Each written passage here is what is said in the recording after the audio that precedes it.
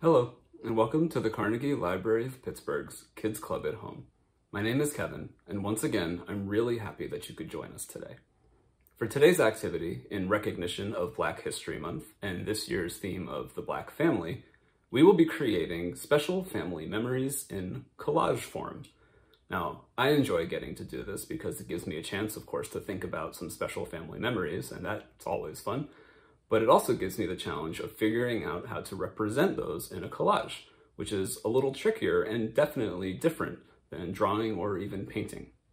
Now, caregivers, this is a process art activity, which means that it is an open-ended experience with no right or wrong answers. It is child-directed, and it gives kids the opportunity to talk through their ideas and processes and challenges, and that kind of talk supports their oral language and vocabulary development, which is critical to becoming a skilled reader and creative problem solver. Now, before we get started, let's do this week's icebreaker. And this week, I'd like to know if you or your family have any made-up words that you and your family use, words that other people outside your family might not know or recognize. I'll give you an example. In my family, we use the word trainitis to describe that kind of nervous feeling you get when you think you might be running a little bit late. Like, oh, I've got a real bad case of trainitis right now, we gotta get going. In my wife's family, they use the word ghibli to describe that sudden chill you get out of nowhere where you just shiver like that. And I really like that word, ghibli, a lot. And what about you? Do you have any special or unusual words that you use with your family? Maybe even words that aren't in English at all. Let us know in the comments wherever you can. We'd love to hear from you. Today's activity is inspired by the work of Jacob Lawrence, a 21st century Black artist who painted images of Black life in America. He showed Black Americans in cities and in the countryside, in good times and in bad, and often showed families just living their everyday lives. He had a really unique style that was both colorful and had really interesting shapes that looked especially flat, which I know is kind of strange because it's a painting, so of course it's flat. But if you search for Jacob Lawrence paintings or just click on some of the links, you'll see what I mean. It's a really interesting style. But we won't be painting today. We will be imitating his style in collage form. Now, collage is a style of art that involves cutting or tearing pieces of paper or fabric and attaching them all to another piece of paper to make an image. So you'll only really need a few things: some scissors or some other way of cutting up paper, some paper to cut up, glue or glue sticks, and a piece of paper to attach everything to. And that's about it. That's all I'm going to use. If you have more fancy items that you want to use, go for it. As I said, we'll be doing special family memories in collage form. So now's a great time to start thinking about what are some special family memories that you have. Are they silly? Are they serious? Are they a mix? And if no family memories are coming to you, that's fine too. Do you have any special memories with friends or neighbors? Now, I've got a few ideas, but what I think I'm going to try to do in a collage is special memories I have of my grandfather. We would visit him, me and my sister, when we were really little, and he would always have big cardboard boxes waiting for us that we could play in and cut up and tear up and transform into whatever we wanted. We turned them into cars and houses and restaurants and all sorts of things. And I always loved playing in boxes with my sister at my grandfather's apartment. So what about you? Is anything coming to mind for you right away? Now, before I start cutting and tearing, I'm going to do a quick sketch of what I think I want my collage to look like, lightly in pencil on a piece of paper, just to help me plan a little bit before I really start gluing things together. And I'll show you the sketch before I get started. You can skip this step if you want, if you're feeling brave, or you can go along with me. I'll show you what I've got when I'm done.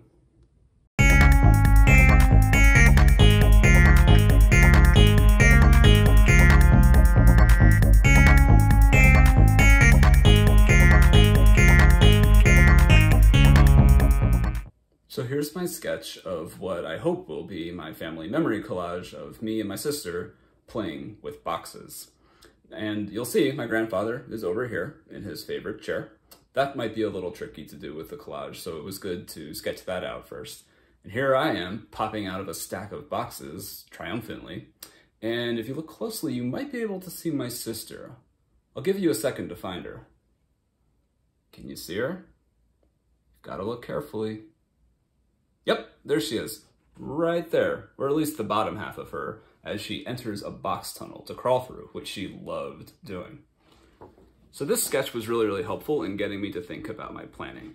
The most important thing that I learned by doing this sketch before my collage was that I need to do the floor, the ground, the carpet of my grandfather's apartment first. And then I can put all sorts of cool stuff on top of it. Boxes, the bottom half of my sister, the chair, my grandfather, all that stuff. And that was my really big takeaway. So if you did a sketch, did that help you think through anything? Did you learn of a good place to start or parts that might be tricky? Like I said, my grandfather in the chair might be hard, but I have time. I'll give it a shot. So now it's on to the collage.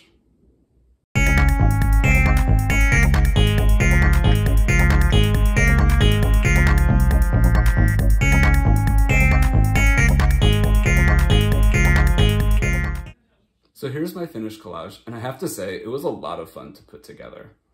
I started, as I thought I would in the last clip, with the carpet first, and that made layering things on top of it much easier, from the boxes to my grandfather in his chair and everything else.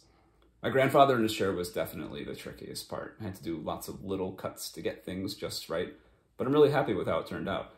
And I also found an old cardboard box around my apartment that I used to make these cardboard boxes in my collage, which I'm super proud of. Now, I do think that it needs a title.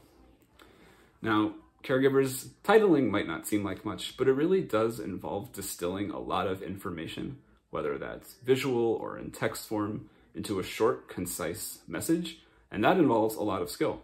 The message can be literal, like playing with boxes, or more abstract, like paradise.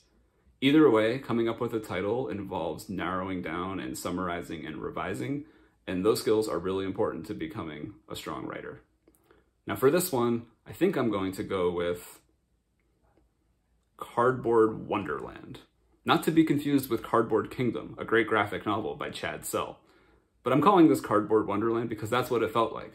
When I'd show up to my grandfather's apartment, there'd be boxes waiting for me, and they could be anything I wanted them to be for as long as I wanted them to be.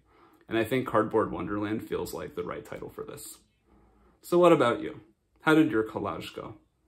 Did it involve any challenges, any successes? Were there parts that were trickier than you expected or easier than you expected? And maybe think about a title for yours. Not that it needs to be official or anything, but something to call it. Now, I have to figure out a place to put my Cardboard Wonderland. My fridge is pretty full on the front, but I'll come up with something, I'm sure. So I really enjoyed the process of putting my collage together.